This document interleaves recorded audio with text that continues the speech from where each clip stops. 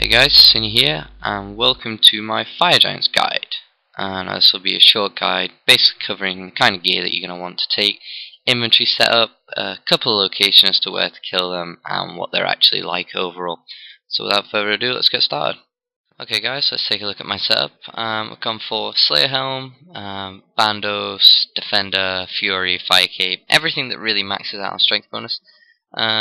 I also have Rapier. If you don't have Rapier, anything with stab really would be beneficial, because Fire Giants are weak to stab.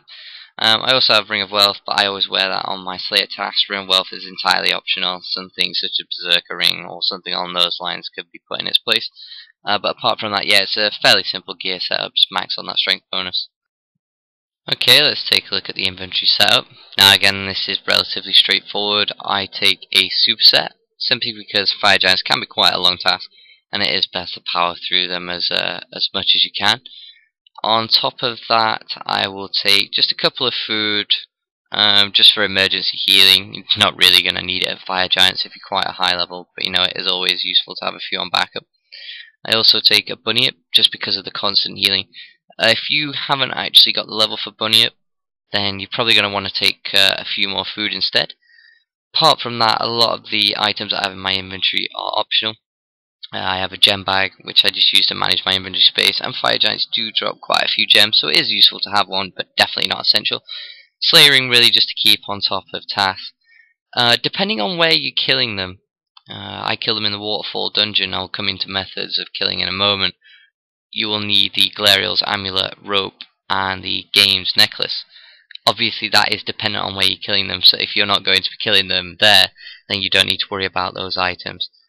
But so the key items really here are the superset, Bunyip, and food. Okay guys, this guide will feature two different locations for actually killing Fire Giants. The first of which we'll look at is in the Chaos Tunnels.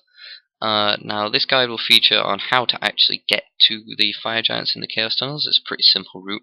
There are a few other places in the Chaos Tunnels where you can kill Fire Giants, but this is basically just going to be how to get there. And then you can sort of find the other ones on your own. I will leave a map of Chaos Tunnels in the description. The second version we'll take a look at is the Waterfall Dungeon.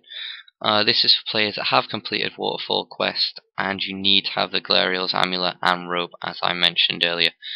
So now we'll go into both methods of how to get there and what they're like. Okay then guys, in order to get to the Fire Giants in the Chaos Tunnels, you're going to want to start out in Edgeville. You'll then want to run in a north direction, up past the wizard who teleports you into the abyss, and you'll see the gap in the ground where you can drop down. Once you're down here, you'll arrive in a room with giant rock crabs. But you'll literally have to head slightly north into the portal, and then you'll find yourself in the Fire Giants room. Be aware they are multi-combat in here. You can get tanked quite hard, but it's usually not the case. The route to the Waterfall dungeon is slightly more complicated, but still pretty simple. I tend to start out in Edgeville, use a game's necklace to teleport to Barbarian Outpost. You'll then want to head south from there, back across a bridge and down to the house where you actually did the Waterfall quest. You want to go through there, jump onto the raft, then use your rope to get across to the rock. At this point, make sure you do have your Galerial's amulet on you. Then simply use your rope on the tree and drop down and go into the entrance. Once in here, just run straight through and you'll find the Fire Giants in the center. Now, there's quite a few Fire Giants in this room, so there is plenty of space for a couple of people. But there is also a resource dungeon, which if you do have the Dungeoneer level to access, I believe it's 35. You know, there's 13 Fire Giants in there, so there's definitely plenty for everyone.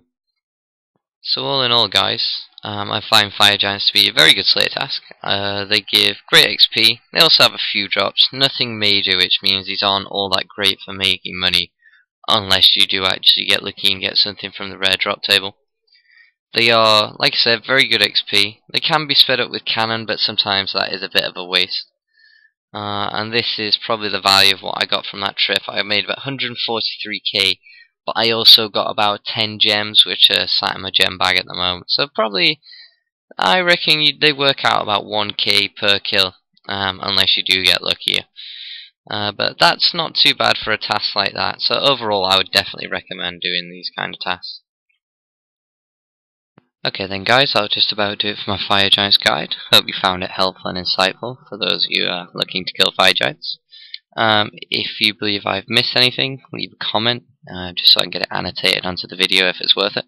Apart from that, like it, favorite, subscribe, you know the deal, and keep a lookout for my next video, which will obviously show which task I'll be doing a guide on next. So yeah, stay tuned guys.